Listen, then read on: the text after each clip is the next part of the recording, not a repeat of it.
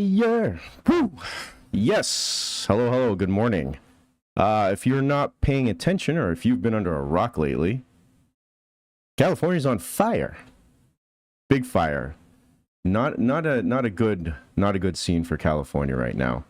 And today we're going to be focusing on DEI, diversity, equity, and inclusion, and how it impacts life in general. So if you haven't been following, there's been a lot of controversy now about the preparedness of California. In 2014, they earmarked billions of dollars to rebuild their water systems, and not a single dollar has been spent thus far to protect that. They value the life of the smelt, which is a fish about this big, over the life of people. And if you watch the efforts now, they're literally filling women's purses with water and throwing it at the fire.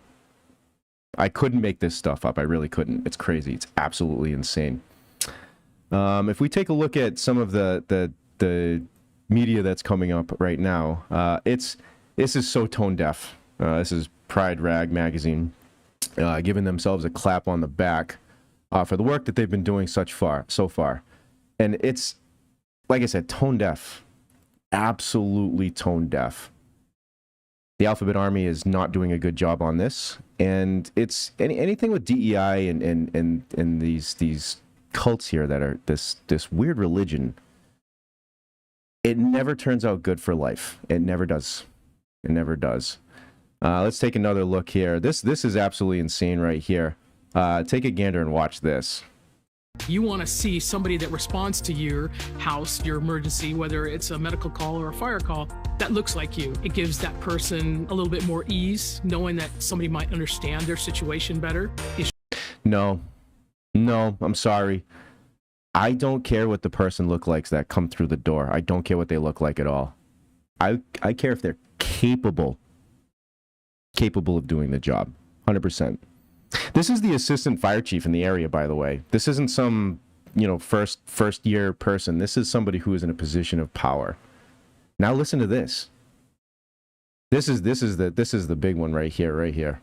Knowing that somebody might understand their situation better. Is she strong enough to do this? Or you couldn't carry my husband out of a fire, which my response is, he got himself in the wrong place if I have to carry him out of a fire. Think about that. How crazy is that? Assistant fire chief, it's your fault you're in the position in this emergency. Don't expect me, the fire department, to help you. You put yourself in this position. Crazy. Absolutely insane. Like that's crazy. And so this is what happens when you start implementing DEI and you start looking at characteristics other than capabilities. Look at this one. This woman's jumping out of the fire truck. She's already tired. Look at her. She can barely carry the equipment in the coat. Barely. Absolutely insane. Absolutely insane. Another shining example of where this stuff is coming from. Take a look at this. Upside down cross wearing this at a conference. This is their cult. This is their religion. This is it. That's absolutely insane. So what's up with DEI? Where'd this come from? And I'll give you some of my experiences.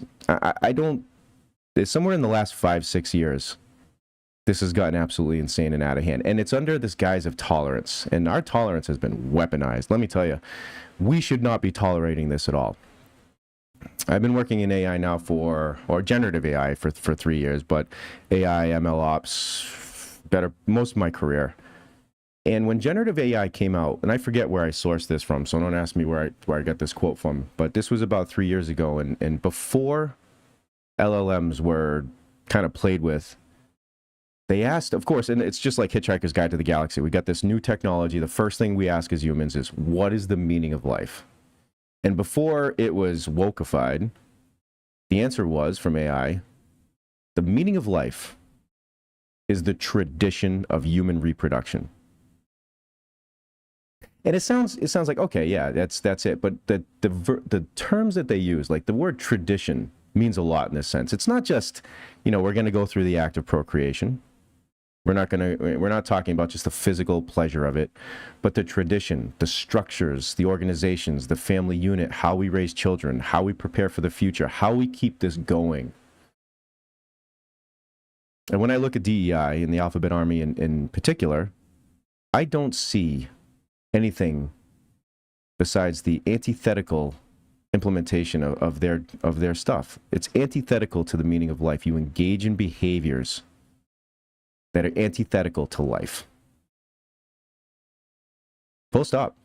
What you do, how you get. And so now we put these people in power and positions who are supposed to be protecting the sanctity of life. And their mantra is antithetical to the meaning of life. Hedonism, focusing on the self. Those do not represent the values of somebody that I want saving my life. I really don't. I don't. And in corporate America, the races have taken DEI. They really have. They've taken DEI and they've brought it to a place where, if you really think about DEI, every time I hear DEI, I'm a champion of diversity. What I hear is, you white man. That's it. That's what I hear. Every single time. It's just an excuse for legalized white racism. I've been in corporate for 20 years. I've seen it firsthand. I've seen the racists that work in the companies, and now when I see they give them an opportunity to use a weapon against whites in the office place. At Bank of America, let me tell you, I got on a call. There must have been 100 people on there. And we were doing a discussion of a team, and the team came up and they put the org chart up there and it showed all the faces of the team. And somebody blurted out, like I said, 100 people on this call. Somebody said, there are altogether too many white men on this team. And I'm waiting for the blowback, and there was nothing. And I'm sitting there thinking, that's okay to say now? Insert any other race, insert any other gender, and see how fast you get a pink slip. But apparently we can say this stuff now about white men. Absolutely insane. So I started digging, and I really do believe that this DEI and Alphabet Army are really counterproductive to keeping this going, to the meaning of life, the meaning of life. And I was doing some research, and I'm looking for evidence of stuff. And especially with the replacement rate stuff is kind of scary. So if we take a look at the replacement rate, this is a chart that I pulled from Wikipedia, and I don't really like the coloring of this at all. But basically, what you want is red is good. Now, if we take a look at this stuff right here, this is the number of babies per family that we need in order to keep a culture intact. Right, so everything here, red is good. You want red. And anything 2.1 and above or below, you're starting the decline of your culture. And any culture that hits 1.3 or below, they've never seen a recovery from. Right, so red is good. And so let's take a look at this map and see how we're doing here. On the Western Hemisphere, not too hot. I'd say we're doing pretty bad here. You've got some areas like Guatemala and Honduras, Bolivia, Paraguay, French Guiana, these areas here that seem to be doing okay. Maybe some of the islands, but nothing too stellar. Canada's down. Oof, Canada's not doing too hot. But the bulk of where things are good is this whole Africa, Middle East corridor here, and you can't deny it. Like the strength of the replacement rate in these areas is very high. Almost the entire continent of Africa is there. What we got? Yemen, Afghanistan. No, this is Pakistan, Iran, Uzbekistan, Kazakhstan, Mongolia, Papua New Guinea, maybe a little bit of Laos, Vietnam. These areas seem to be doing okay, but the rest of the world doesn't seem to be faring too well. Now, the one thing that drives me crazy is the coloring schema of this. Red's always bad, green's always good, right? So red is good in this case. And what you see here is that, Western Hemisphere, and I'm sure if you would have broke this down by subcultures, like if you were to go to the Amish area over here, I'm sure they're doing just fine. But as a whole, these countries, especially in the Western Hemisphere, not too hot.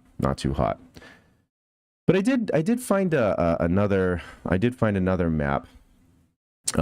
This is another interesting map here, and there's some similarities in this map. Of course, the African Middle East corridor is all red here.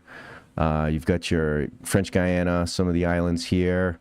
Once again, these guys in the Middle East here, Malaysia. What's that? What is that? I have to go look that up. Bangladesh, Burma. What else do we have here? Yeah, Burma area. Once again, some of these Middle Eastern areas. So this whole corridor again has some similarities. But this map isn't the replacement rate. No, this map is the criminalization of same-sex acts, with severe reds being the death penalty all the way down to white.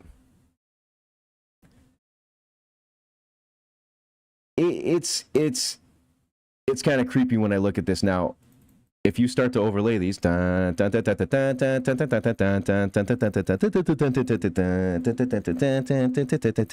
start to see a lot of themes that are ongoing here. And what's crazy is this is a global review. This isn't like an individual country or individual area. Overall, you're seeing these similarities on a global scale. So, I guess basically in a nutshell, what I'm saying is that